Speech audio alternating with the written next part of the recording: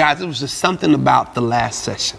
The definition of manhood. When I began to think about that, I just thought to myself, if I had that earlier in my life, just where would I be? That's right. To think about that, to reject passivity, to accept responsibility, to lead courageously, and then to invest eternally. I mean, that reshapes everything we're about. Everything. Yeah, for me too. When I first heard that several years ago, it was like somebody kicked me in the rear and said, get up, get in the game, and do something. You know, don't just stand there like Adam in the garden. Yeah, it puts that bullseye specifically on man's primal issue, and that's passivity. Yeah. And so, boy, to call that out and then to call us up into something else is exciting, which is exactly what we do in this session and the next couple of sessions, where we paint a picture of kind of the multi-dimensionality of masculinity. Right. That manhood is not just one-dimensional. You can't act at home like you act at work. I mean, there are different sides, different faces, and we have to learn to embrace all of those and use them at the right time. Yeah, there are four faces, right? Yeah. So we don't have to look at your face anymore. There are four faces of manhood. We're going to cover a couple of those. There are. This session we deal with the king and the warrior. Right. Next session, the lover and the friend. So today we're going to look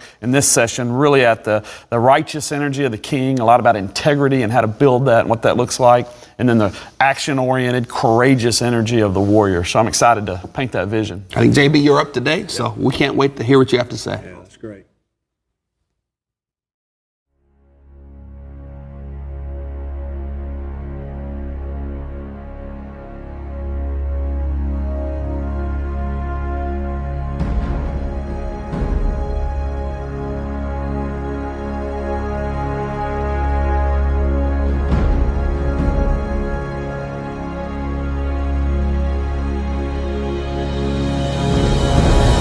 December 7th, 1941,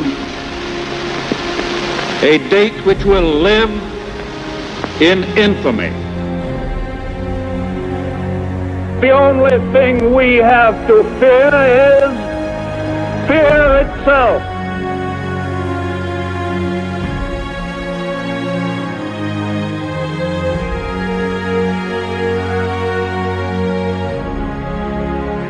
And so, my fellow Americans, ask not what your country can do for you, ask what you can do for your country.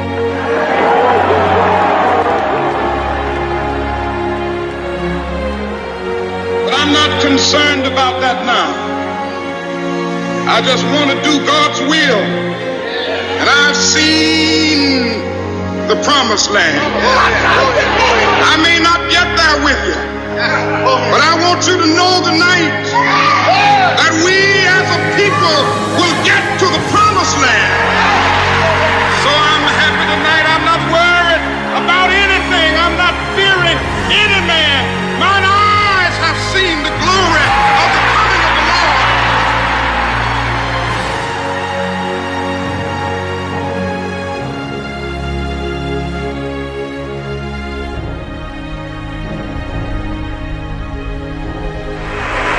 It's one small step for man, one giant leap for mankind.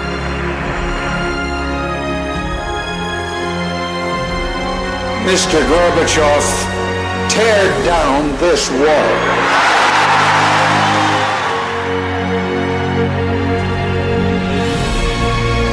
We've always needed God, but today we need Him especially. We're facing a new kind of enemy. We're involved in a new kind of warfare, and we need the help of the Spirit of God. Neither death, nor life, nor angels, nor principalities, nor powers, nor things present, nor things to come, nor height, nor depth can separate us from God's love.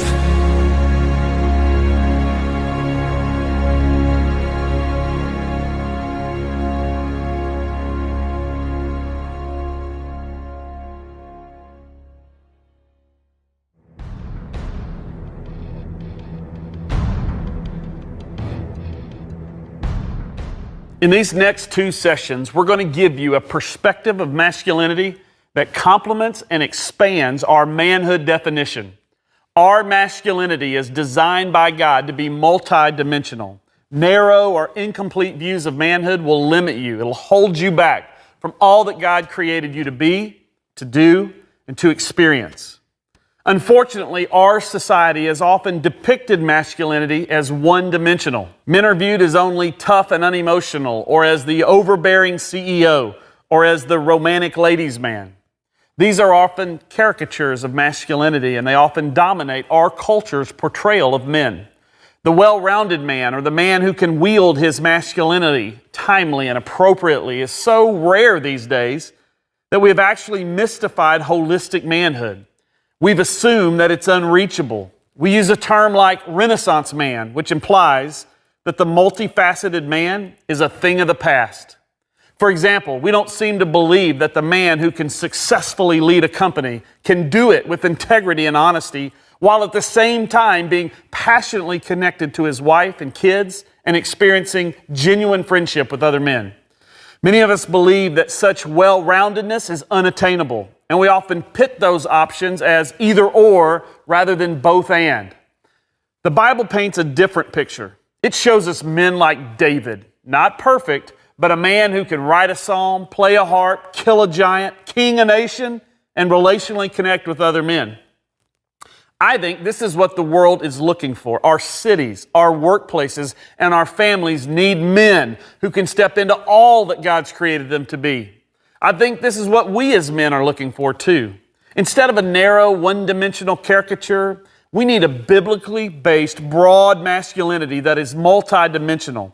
The kind of masculinity that can move into multiple settings and express itself appropriately and powerfully when needed.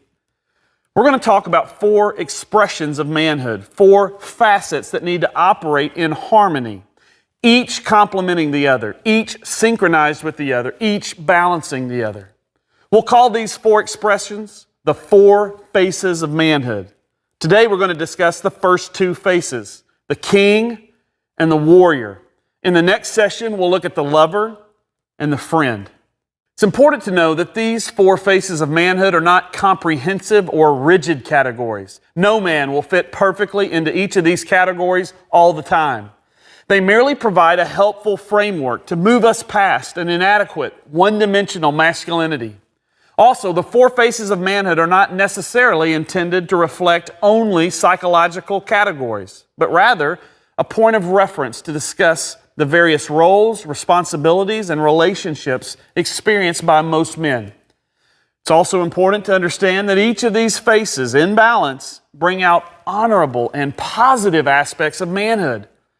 They can also get out of balance and be taken to extremes, in which case the honor will be replaced by ugly caricatures. Let's take a look at each face, and this will become clear. The first face of manhood is the king face. This face doesn't come easily in a man's life. It has to be cultivated over time. A man can develop this face in various ways, maybe through the example of his parents, through mentors, heroes, stories, and persevering through problems. It grows stronger as he integrates his faith into his life. The king face reflects righteous energy. It's characterized by strong convictions, courageous moral choices, a servant spirit, righteous leadership. The essence of the king face is providing direction for others and loving what is right. The king face is primarily associated with integrity. The man who wears the king face loves and values truth and integrity over what is convenient, comfortable, or easy. He loves what's right, and he knows what's right is determined by God. The integrity of the king face shows itself when a man is asked to cheat on a business deal. It's the face he shows when it comes time to keeping a promise, even when keeping that promise is going to cost him greatly. It's the face a man shows when he has given his word. In fact, his word is as good as any high-powered, detailed, legally binding contract. It's the face that he shows when he's on a trip for work and he's tempted to cheat on his wife. It's the face he shows when he could take advantage of another person and he chooses not to. It's the face he shows when he sees a friend's life out of control and he makes the hard call to step in and speak up and confront the guy, calling him back to what is noble and right, even at the risk of the friendship. It's the face that calls a man to live differently from the crowd, to fight for the oppressed, and to stand for what is right, not just what's popular or easy. In the Bible, you see the king face in a man named Nathan, who confronts David about his secret adultery. He knows that David, King David, could have him banished from the kingdom or even have him killed. but he looks him straight in the eye and he lays it all on the line. And he basically says to David, you are wrong. Interestingly, in that moment, the king face is also shown by David. When Nathan confronted David with his sin, he didn't make excuses or try to spin the circumstances or explain his way out of it. David admitted to Nathan that he had sinned. He was genuinely broken because of his sin. He confessed and he repented. The king face is also associated with leadership. When a man wears his king face, he has the capacity to create order and has the opportunity to bless others. The king face creates harmony, provision, and protection for himself and all those who are entrusted to him. His righteous core creates safety and justice for others. It provides clarity in chaos and direction in the midst of confusion. According to Stu Weber, in his book, The Four Pillars of a Man's Heart, the king looks ahead, anticipates need, spots potential dangers, defines directions, and charts a wise course. Now, when a man's king face is pushed too far and it lacks the complement or the balance of the other faces, he can turn into a bully, a tyrant, or a dictator. If your fight to hold the standard on what is right turns you into a self-righteous, argumentative, divisive man, then you quickly lose your power and you corrupt your influence. Then there's the other extreme. What if you're a man without enough righteous energy? A man who's not developed his integrity, his character, his king face? Then you'll probably struggle with compromise. Men lacking in this area have often thrown down their swords and surrendered their character and nobility for their own selfish gain or for the sake of pleasing other people. So on one extreme, you've got the tyrant. The other extreme is the compromiser. Both are misses of authentic manhood. Both are caricatures of the king face. When wielded properly, the benefits of the king face are immense and long-lasting. Proverbs 27 says, "The righteous man who walks in his integrity, blessed are his children after him." For you fathers, there's a lot you can give a son, like great gear, your presence at his ball games, or costly gifts. But the greatest gift you can give him is the example of integrity and a great name. That's a legacy. When you do that for your son, you inject into his soul a substance that's hard to get anywhere else. It strengthens his core and gives him a solid foundation on which he can build and live his life.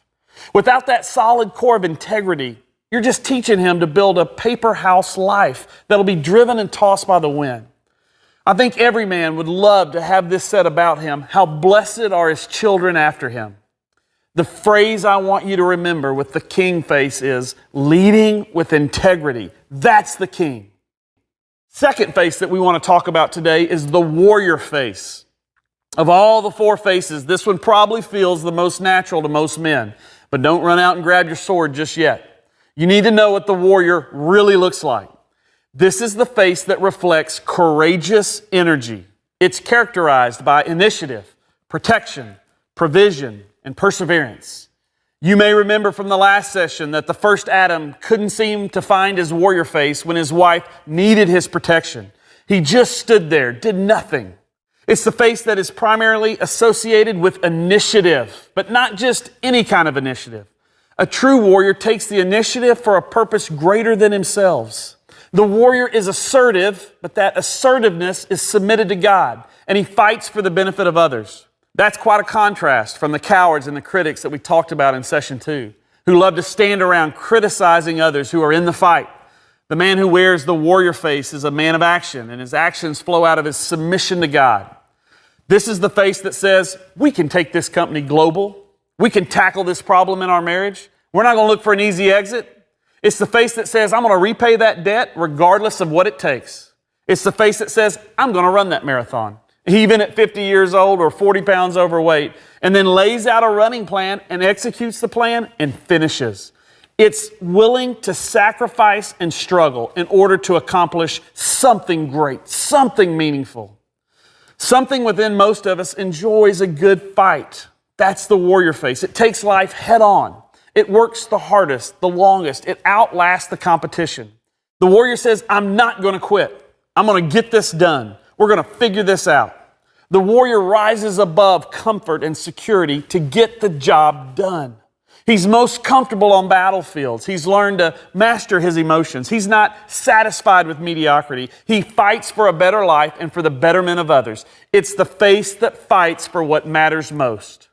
The warrior face is typically the most recognized and celebrated of all the four faces, especially among men. Whether it's in sports or business, it's the warrior who fights and claws and shows incredible initiative and endurance and tenacity. That kind of effort is recognized as extraordinary. The warrior face is also associated with purpose. A true warrior is constructive, not destructive. He fights, but he doesn't fight aimlessly or fight just for the sake of fighting. He doesn't stand in some random field and swing his sword wildly over his head. Warriors fight the noble fights. They're intentional. They fight for areas that matter most. The Apostle Paul knew that in 1 Corinthians 9. He said this, "Do you not know that in a race all the runners run, but only one receives the prize? So run that you may obtain it. Every athlete exercises self-control in all things. They do it to receive a perishable wreath, but we an imperishable one. So I do not run aimlessly. I don't box as one beating the air, but I discipline my body and I keep it under control, lest after preaching to others, I myself should be disqualified." Paul urges us to not only fight, but to fight with purpose. Not aimlessly, not for things that won't last, but with purpose, for the noble things and the eternal things. In 1 Timothy 6, Paul lists some of the specific qualities for which we should be fighting. He says, pursue righteousness, godliness, faith, love, steadfastness, gentleness. Fight the good fight of the faith. Now look at that list of terms. Don't those call all of us up as men? Here's an older man, Paul, looking into the face of a younger man, Timothy, and calling him to take up his sword and pursue noble qualities. That's what we're called to do. We must fight the noble fights and call younger men into the battle for authentic manhood. Remember, though, as with the king face and all the faces, there can be a dark side to the warrior. In other words, there's a shadow side of this face as well. It can get twisted. If you overdo the warrior face, you don't get a real warrior, you get a destroyer. You get a guy who's abusive and harsh, and he hurts himself and his family and those around him. A man who doesn't know when to stop, or a man who's a workaholic, or a man who doesn't value relationships. On the other hand, the other miss, when you have an underdeveloped warrior, you get a wimp. You get a guy who has no backbone, no courageous energy. He easily gives up and he's quick to tap out or surrender. He is way too comfortable playing the victim and stays stuck in excuses and passivity. I call that boyland. Always hoping for and needing someone to cover for him and do things for him and make decisions for him. That's what we saw in Adam in the garden. The warrior face is extremely important in today's culture. Here's why. We got a sea of men who are soft when it comes to initiative, decisiveness, and courage. When it comes time to make a decision, these men are most comfortable deferring. They want someone else to make decisions for them. Unfortunately, there are droves of these soft males today. Most of them are pretty smart and they sort of have it all together, but when it comes to leadership and decisiveness or follow through, they're just soft. They can't do it. They don't persist when circumstances are less than ideal. They crumble and they pout. They quit when they realize that something's a little harder than they thought it would be. The idea of finishing is foreign to them. The idea of working hard every day, 8 to 5, seems to be impossible for them to handle. They think they're still entitled to college life where they have spring breaks and 2 months off in the summer. They show up for meetings late. They don't know how to conduct themselves professionally or be counted on. And it's time to say enough. Let's not enable soft, snooze-button males who constantly defer to others to make decisions and won't take initiative. Let's call those guys up into authentic manhood. The destroyer and the wimp are the two misses of the warrior face. The phrase to remember for the warrior face is fighting for what matters most. The king face and the warrior face, they're the first two faces of manhood. Authentic manhood has to have both. We have to have righteous energy and courageous energy. We must lead with integrity and be willing to fight for what matters most. That's 2 of the 4 faces. Our profile isn't complete yet. In the next session, we'll unpack the other 2, the face of the lover and the face of the friend.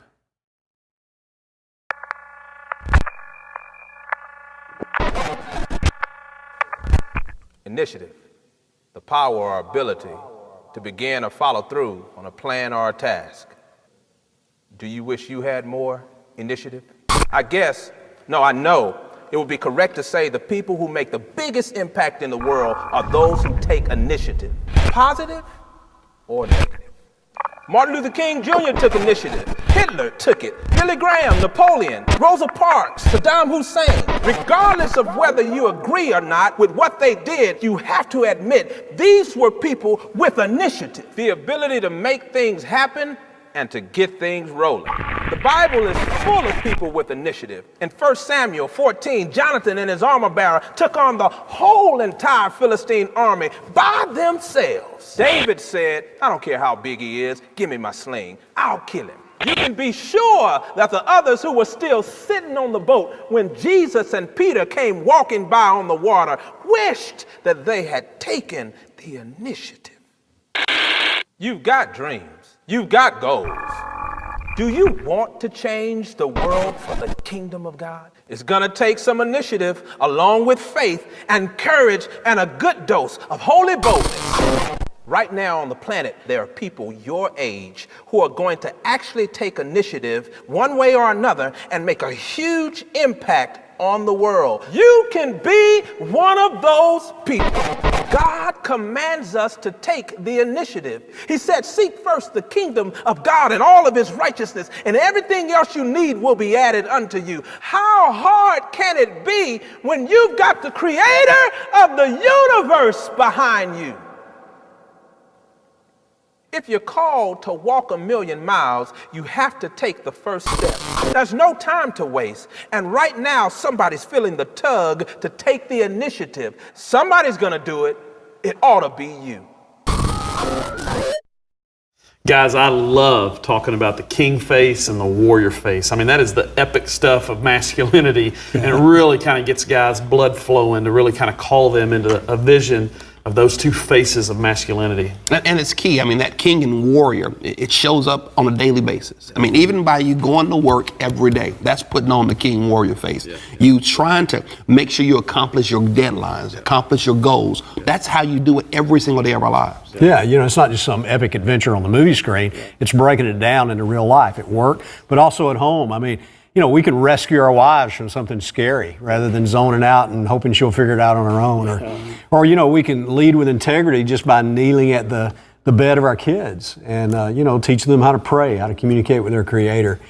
Yeah, that's where it really begins to flesh itself out, when we make it real and make it our own. I mean, I even think about the first couple of years of my marriage where our calendars are just crazy. I continue to live life just as a single, basically, with now a spouse, and having to really put on that warrior mask and that warrior face and really step into that and really establish some boundaries and lead our family through a tough time.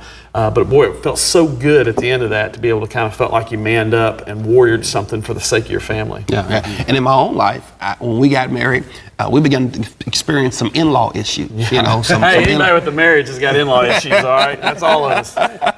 You know, and it came a point where I had to decide, listen, am I going to man up or am I going to punk out? I mean, what am I going to do to deal with these issues, particularly when they're coming from my side?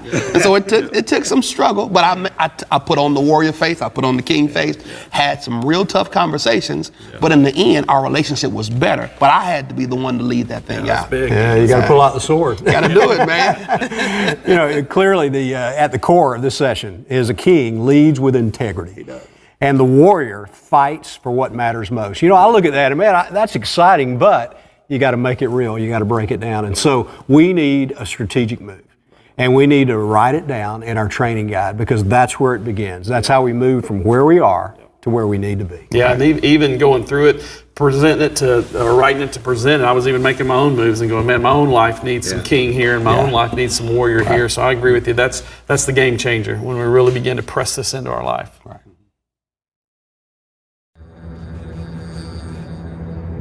The payoff is worth the risk. I blew it in every category. Freedom to fail made me want to succeed.